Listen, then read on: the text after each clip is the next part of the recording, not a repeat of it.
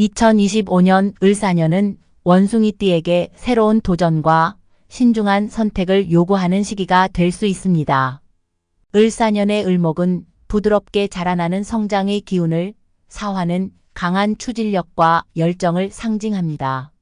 이 두 기운이 함께 작용하면서 원숭이띠에게는 새로운 변화와 기회를 만들어내며 이를 통해 한층 더 성숙해질 수 있는 시기가 다가옵니다.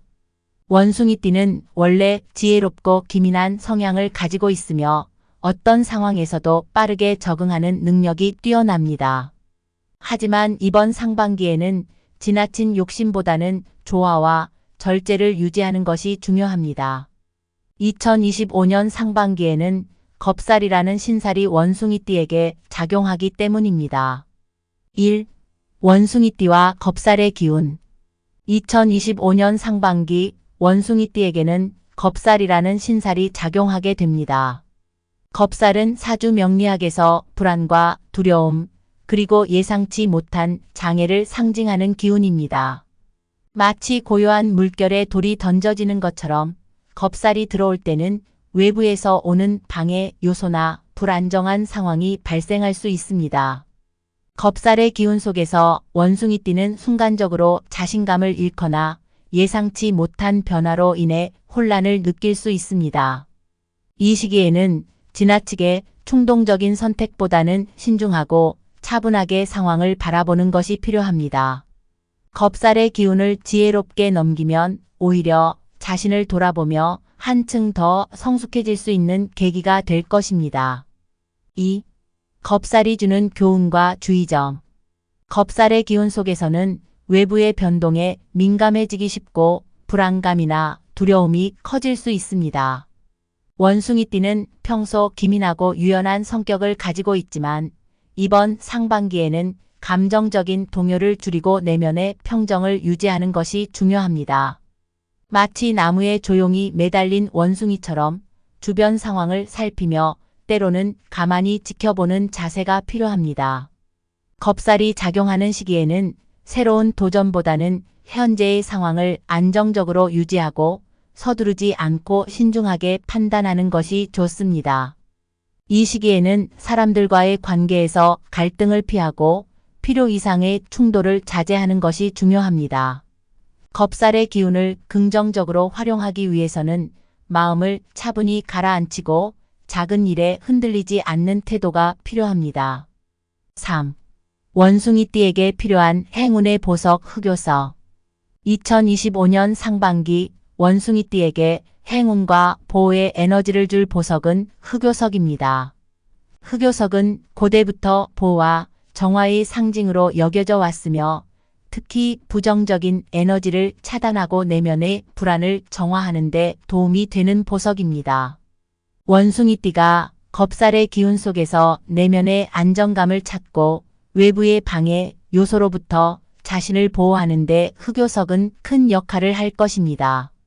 흑요석은 또한 결단력을 강화하고 자신감을 높여주기 때문에 원숭이띠가 혼란스러운 상황에서도 중심을 잃지 않고 자신을 지킬 수 있도록 돕습니다. 중요한 결정을 앞두거나 두려움을 극복해야 할 때 흑요석의 보호 에너지는 원숭이띠에게 든든한 지원군이 되어줄 것입니다. 4. 흑요석 착용법과 활용 방법.